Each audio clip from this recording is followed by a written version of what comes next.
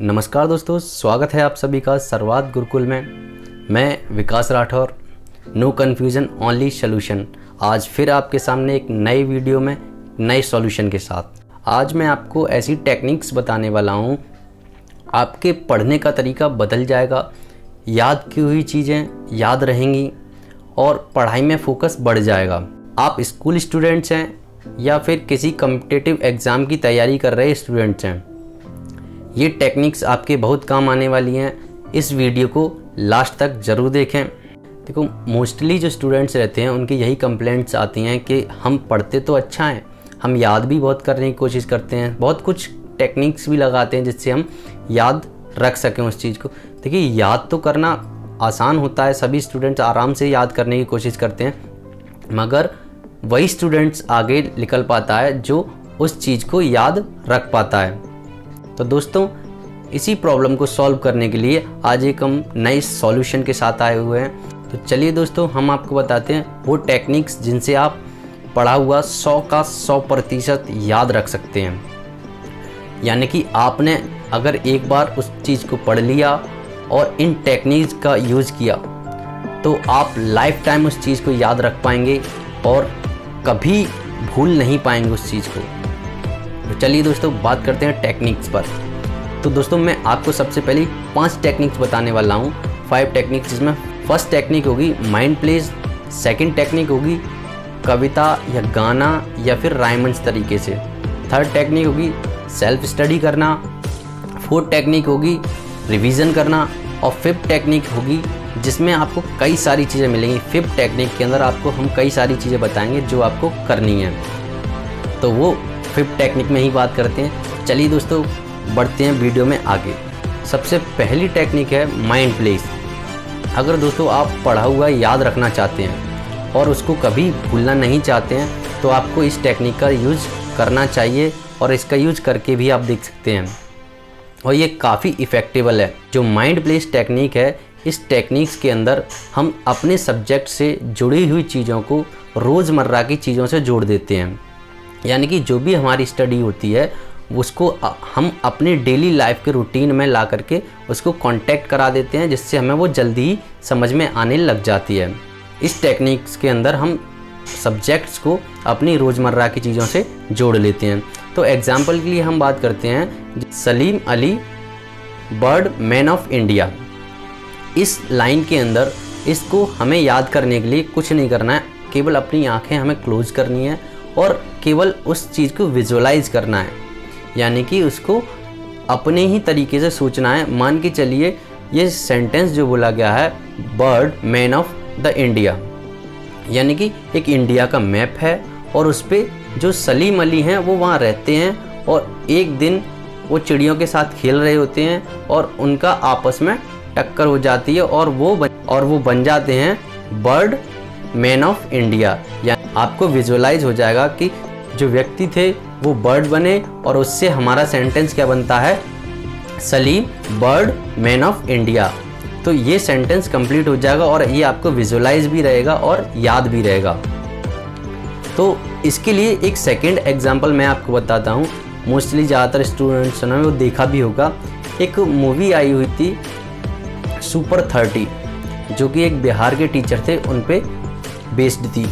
तो उस स्टोरी के अंदर जो वो मूवी थी उसके अंदर आपने देखा होगा, जब वो अपने स्टूडेंट्स को आईआईटी के लिए तैयार करते हैं तब उनके पास समय कम होता है और सिलेबस ज़्यादा होता है। तब वो कहते हैं कि जितने भी सारे स्टूडेंट्स हैं वो सभी लोग केवल अपनी डेली रूटीन में जो भी उनका रोज़मर्रा के काम हैं उसमें स्टडी ढूंढें, पढ़ाई ढूंढें कि साइकिल का पहिया कैसे घूमता है, मोटर कैसे चलती है, पंखा हवा कैसे देता है, हवाई जहाज कैसे उड़ता है। ऐसे वो कई सारे रोज़मर्रा के कामों को बताते हैं बच्चों को, जिससे फिर वो उनसे नए क्वेश्चन पुटअप करते हैं और जब बच्चे उसको विजुअलाइज करते हैं तो वो उनको हमेशा के लिए याद हो जाता है। तो यही टेक्निक को बोला जाता है माइंड ऑफ प्लेस, यानी कि किसी भी चीज़ को अपने माइंड में जगह देना। तो इसी को बोला जाता है माइंड ऑफ प्लेस टेक्निक। तो दोस्तों, इसको ज़रूर इस्तेमाल करें और ये बहुत ही इफ़ेक्टिव हो जाएगी। सेकंड टेक्निक है पोएम, गाना या रायमंस तरीके से याद करना। तो दोस्तों मैं आपको इसको डिटेल करने के लिए आपको एक एग्जाम्पल के तरीके से समझाता हूँ। मैं 12th में केमिस्ट्री के अंदर एक पीरियडिक टेबल होता है जिसको कई सारे स्टूडेंट्स याद करते हैं और ज़्यादातर मोस्टली सबको ही करना होता है। और जब उस टेबल को याद किया जाता है, उस टेबल्स के अंदर किसी भी एलिमेंट के एटॉमिक नंबर एंड उसके नाम उसको याद करना होता है। तो कई सारे स्टूडेंट्स तो उसको रटने लग जाते हैं और कई सारे स्टूडेंट्स उसमें टेक्निक्स लगा देते हैं। तो वही टेक्निक्स को मैं आपको डिटेल करना चाहता हूँ। और कुछ ऐसे टीचर्स भी होते हैं जो उसको बच्चों को टेक्निक के ज़रिए याद करा देते हैं। तो दोस्तों मैं आपको उसका पहला जो लाइन है वो मैं आपको दिखा रहा हूँ। आप देख पा रहे होंगे मेरी इस स्क्रीन पर, हाँ लीना को मिल गई ruby and C is fire. तो इस टेक्निक से आप इन एलिमेंट्स के नाम भी याद कर पाएंगे और उनके एटॉमिक नंबर भी याद कर पाएंगे। तो चलिए दोस्तों बात करते हैं थर्ड पॉइंट पर। तीसरी जो टेक्निक है वो है सेल्फ स्टडी करना। तो दोस्तों ये सबसे मोस्ट इम्पॉर्टेंट पॉइंट है, क्योंकि ज़्यादातर स्टूडेंट्स क्या करते हैं, या तो वो अपने टीचर्स पे डिपेंड करते हैं या फिर वो अपने ट्यूटर पे डिपेंड करते हैं। तो दोस्तों जितना आप टीचर पे डिपेंड करते हैं उतना ही आपको खुद पर भी डिपेंड होना पड़ेगा, नहीं तो आप स्टडी नहीं कर पाएंगे। क्योंकि स्टूडेंट वही आगे जा पाते हैं जो सेल्फ स्टडी करते हैं। तो आपको खुद से भी पढ़ना होगा। और सबसे बेस्ट टेक्निक इसमें ये होती है कि आप जो भी सब्जेक्ट पढ़ रहे हैं या जो भी टॉपिक आप पढ़ रहे हैं, या तो आप उस टॉपिक को शीशे के सामने जाकर अपने आप को समझाएं, या फिर आप किसी दूसरे अपने मित्र को, अपने पड़ोस वाले बच्चों को, या फिर किन्हीं बच्चों को ट्यूशन दें। तो उन बच्चों को जब आप समझाएंगे तो उससे पहले आपको समझना पड़ेगा। जब आप खुद समझेंगे तभी आप सामने वाले को समझा पाएंगे। तो ये टेक्निक में भी आप बहुत जल्दी ही सारी चीज़ों को रिमेंबर कर सकते हैं और आप कभी इन चीज़ों को नहीं भूल पाएंगे। तो दोस्तों आप खुद भी पढ़ना शुरू करें, और अगर आप ट्यूशन देना चाहते हैं तो आप ट्यूशन भी दें और दूसरे बच्चों को समझाएं। जब आप उनको दूसरों को कोई भी टॉपिक समझाते हैं तो वो आपको बहुत जल्दी डिटेल में आता है और आप उसको बहुत जल्दी तरीके से सीख जाते हैं।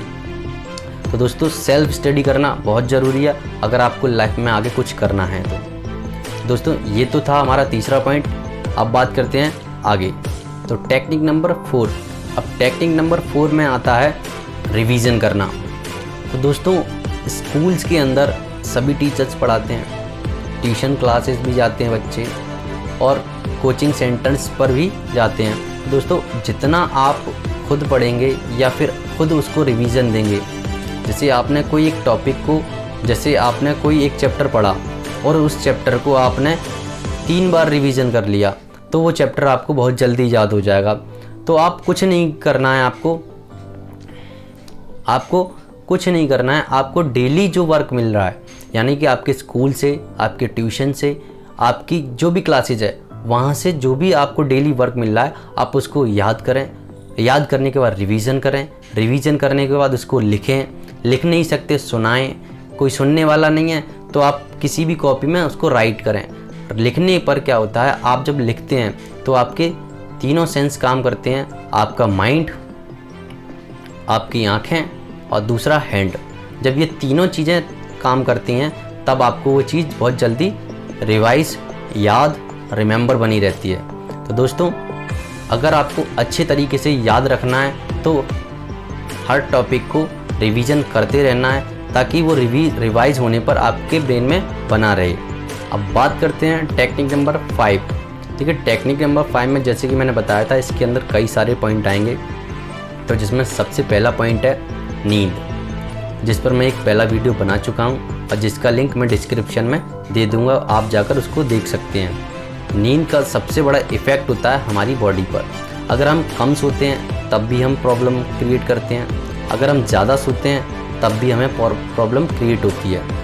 तो दोस्तों नींद का जो प्रोसीजर है वो आपको बहुत मेंटेन रख के चलना है। आपको अच्छी नींद लेनी है।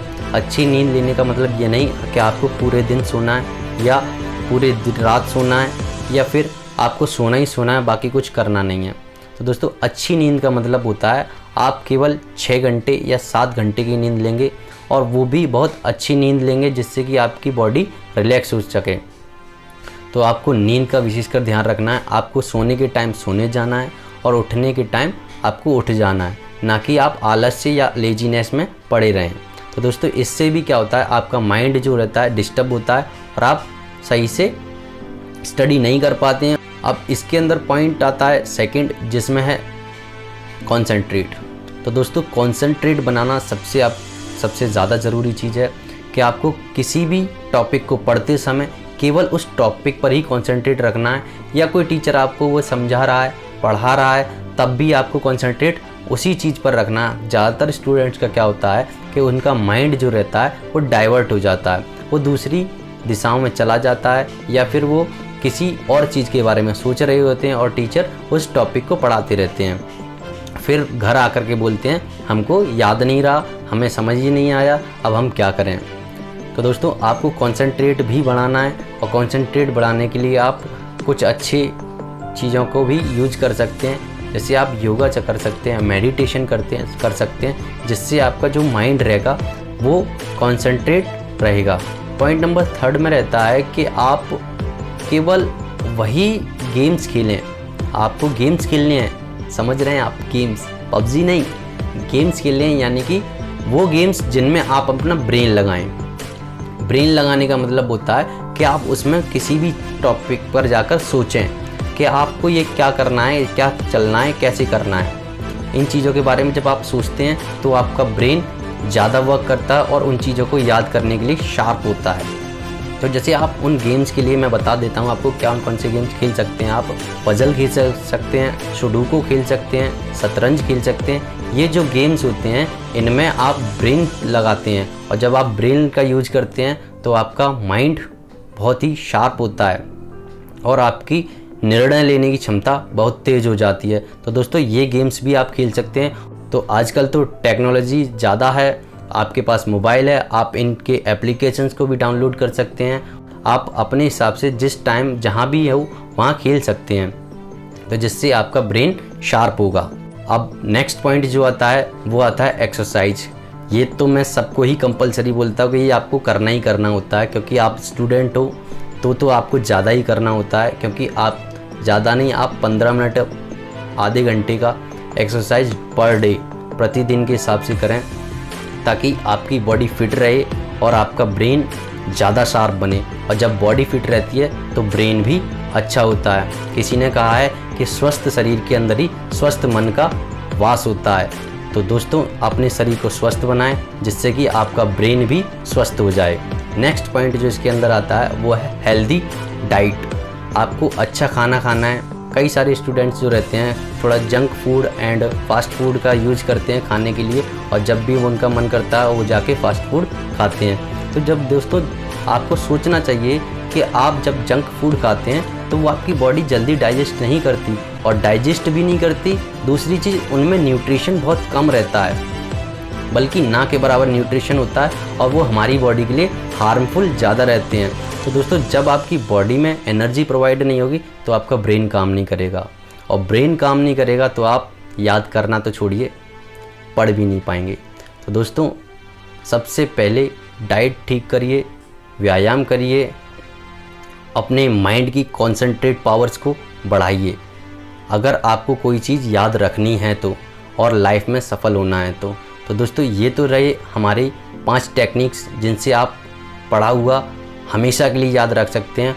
ये बिल्कुल इफ़ेक्टिव टेक्निक्स हैं, और मैंने भी इनका इस्तेमाल किया है अपने टाइम पर, और मैं आज भी जो इन बच्चों को पढ़ाता हूँ उनको भी मैं यही टेक्निक्स बताता हूँ।